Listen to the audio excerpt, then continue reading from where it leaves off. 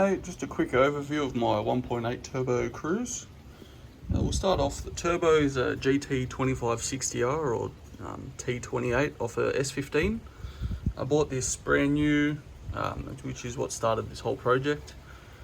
A lot of the parts I've had to use have come off a 1.6 turbo Cruze that we have here in Australia. It's the same block and head, I think, just with a different bore size, so a lot of things just bolt up.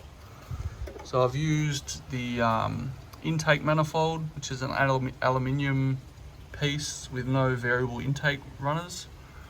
The throttle body, it also has flex fuel. This car has a E78 ECM, which is quite simple to set up. It's just 3 wires, and turning it on in the tune allows you to use whatever blend of V85 you want.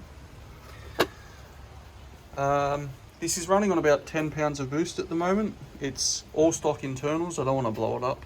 I've already blown the transmission, which I'll get to in a second. I'm not sure what the stock pistons and rods will hold in this, but I wouldn't imagine too much more than I'm putting through it right now.